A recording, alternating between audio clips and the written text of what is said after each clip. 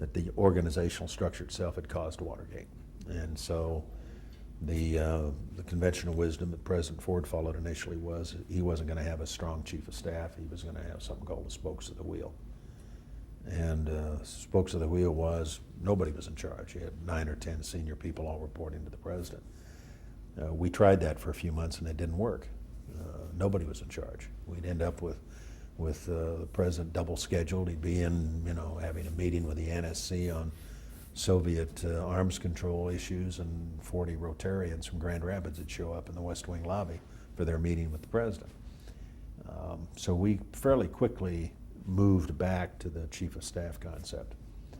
And that's when I took over after Rumsfeld left, after about a year. That's certainly the way I operated. The fact of the matter is, as I look back on it and reflect now, most administrations, sooner or later, have come back and adopted what I'd describe as the Haldeman method of organizing the White House. I believe today that's the best way to operate.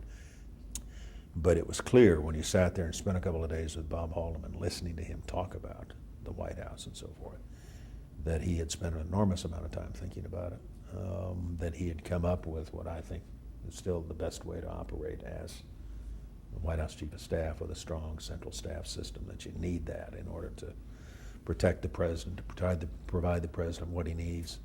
You might have some dispute and controversy over how it was used or how it was applied in specific circumstances, but I think that basic fundamental structure was the right one, and that sooner or later all administrations end up with something resembling that organization. Well, that presidency rested on something called the Brandeis Brief. Mm-hmm. But doesn't it depend whether the president likes documents? I mean, that system, Sure. You need a president who absorbs by reading Right. and likes to have things committed to paper. Yeah. Well, Jerry Ford did a lot on paper, but did a lot.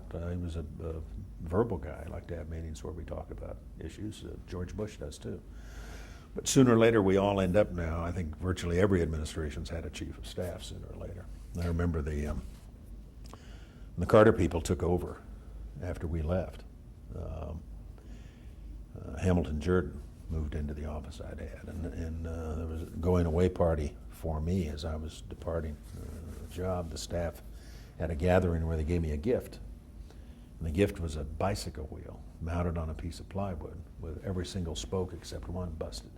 There was only one spoke left connecting the rim to the hub, and they put a tag on the bottom of it that said the rare form of management artistry.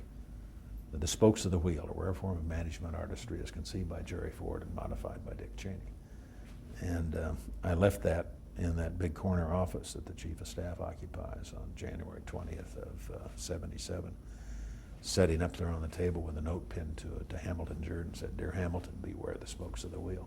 Were you the one that changed it then? It wasn't Rumsfeld? Well, Rumsfeld had started it too, but my staff said, that's the way they made the tag out. Don had perceived that we weren't going to get anywhere with the spokes of the wheel, so he'd started that process before he left.